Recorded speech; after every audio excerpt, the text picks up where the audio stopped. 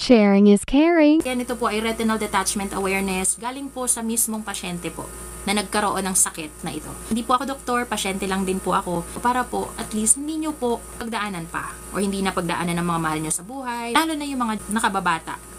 Ano-ano ba yung mga causes or sanhi, mga dahilan para magkaroon ka ng retinal detachment?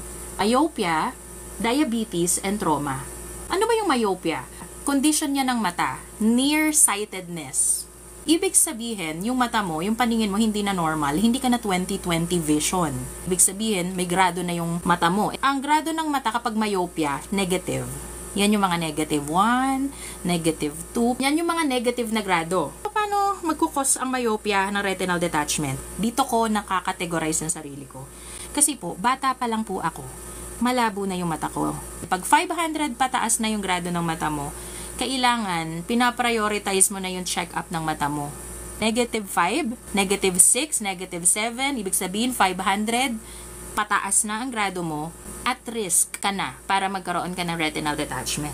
Yung mga tao na maagang nag-umpisang magsalamin, tapos, take note, tumaas yung grado nila. So, kung ikaw, malabo ang mata mo, ikaw na nanonood ka ngayon, yung grado ng mata mo pa 500 na, o kaya 500 and up na, para to sa'yo, para sa paningin mo to. Ang structure kasi ng mata ng isang myopic na tao, may myopia na tao, nearsighted na tao, ang eyeball niyan, over time, humahaba, nag-e-elongate. Definitely, lahat ng parte niya naaapektuhan, especially the retina. So, nababanat din siya. Siyempre, pag nabanat, nagkakaroon ng breakage, prone to butas, punit, and detachment. Alam nyo sa panahon ngayon, no? Dahil nga digital age, digital era, ibig sabihin, halos lahat talaga nakatutok sa digital equipment. Kahit hindi ka bata na nag-umpisang magsalamin, kapag palaging babad yung paningin mo sa screens na naglalabas ng blue light, radiation, babad na babad ka, walang protection yung mata mo, eventually, pwede kang magkaroon ng myopia. Eventually, pag lumala ang myopia mo, tumaas ang grado mo, ang retina mo pwedeng masira. Magkaroon ng punit, pwede kang magkaroon ng retinal detachment. Number 2, diabetes. Ang specific na tawag dun sa sakit na to, diabetic retinopathy.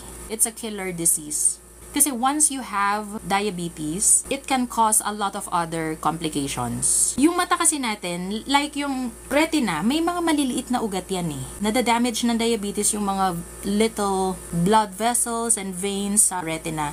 Kaya po pwedeng ikabulag din. Nakakabulag talaga ang diabetes. Karamihan ng mga advanced na, malala na yung diabetes nila.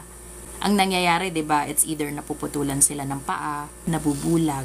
Kasi nga, may epekto rin po sa mata. May epekto siya sa retina. Tandaan po natin, iwasan po natin yung mga lalong magpapalala ng diabetes natin. Napakarami po ang population ng mga may diabetes. Kung kayo po may diabetes, kung iniingatan nyo yung mga kinakain nyo, yung lifestyle nyo, isama nyo na rin po sa regular check-up nyo yung mata nyo. Huwag lang po yung blood sugar.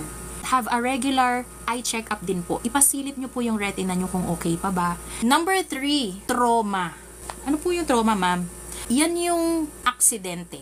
Any blunt force, anything na tumama sa mata mo, na aksidente ka, for example, no, nasuntok ka, nabangga ka, tumama yung mukha mo, yung mata mo, nadali. So, ibig sabihin po, ma'am, kahit wala akong myopia, wala akong diabetes, pwede rin pala ako magka-retinal detachment. Yes, pwede. Kapag ikaw ay na-aksidente. Share ko lang din, meron akong mga followers na ganito, nagkaroon sila ng retinal detachment because of trauma. May isa sa kanila, may away, nasuntok siya, nadali yung mata niya. Hindi na niya naipagamot hanggang sa nabulag na. Meron din akong isang follower, babae naman siya, na naawa ko sa kanya kasi binugbog siya ng asawa niya. Yung mata niya, nagka-black eye, nagkapasa, yung pala pati yung retina sa loob, nadamay, napunit. Kung ikaw mahilig ka sa mga close contact sports, basketball, yung mga any activities na alam mong pwedeng matamaan yung mata mo, mag-ingat ka. I make videos and do live streams to give awareness on retinal detachment. Feel free to comment and send me messages. Please care for your eyes. Sharing is caring.